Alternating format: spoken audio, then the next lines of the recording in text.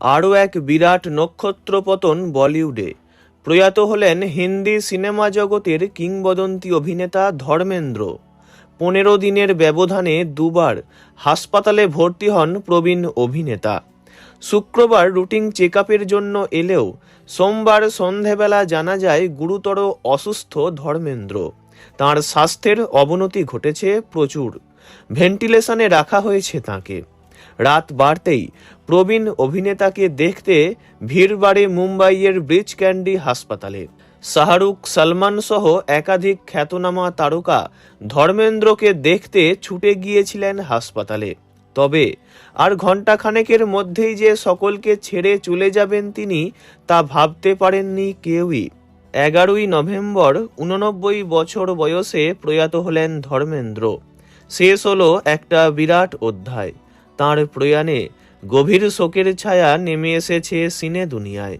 প্রসঙ্গত, ধর্মেন্দ্রর জন্ম 1935 সালের 8ই ডিসেম্বর পাঞ্জাবের নসরালি গ্রামে। ছোট থেকেই সিনেমার প্রতি তাঁর গভীর আগ্রহ ছিল। জানা যায়, পরিবারের দায়িত্ব সামলাতে তরুণ বয়সেই ভারতীয় রেলে কেরানির পদে চাকরি করতেন তিনি। তখন বয়স মাত্র 19। কিন্তু ধর্মেন্দ্র বুঝেছিলেন রেলের চাকরিতে তার মন বসছে না, তার জায়গা ক্যামেরার সামনে। এরপর স্বপ্ন পূরণের আশা নিয়ে মুম্বাইয়ে পাড়ি দেন তিনি। কিন্তু সেখানেও ভাগ্য সহজে শিকে ছেড়েনি। একের পর এক অডিশন দিয়ে যান। 1960-এ দিল ভি তেরা হাম ভি তেরে এই ছবি দিয়েই বলিউডে পা রাখেন ধর্মেন্দ্র। এরপর আর থেমে থাকতে হয়নি। আই মিলান কি বেলা, ফুল আর পাত্থর, আয়ে দিন বাহার কে, আনপার, বন্দিনী, হকিকত, অনুপমা, মমতা, মাঝলি দিদি, সত্যকাম, নয়া জমানা, সমাধি, চুপকে চুপকে, দিল লাগি ইত্যাদি বহু ছবিতে অভিনয় করেছেন। বলিউডে হিম্যান এবং গরম ধরম বলে পরিচিত ছিলেন তিনি।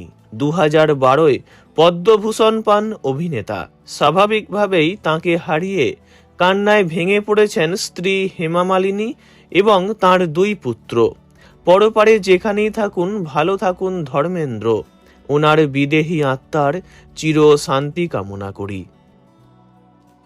ভিডিওটি এইটুকুই। বিনোদন জগতের সব রকম খবরাখবর জানতে চ্যানেলটি অবশ্যই সাবস্ক্রাইব করবেন। ধন্যবাদ।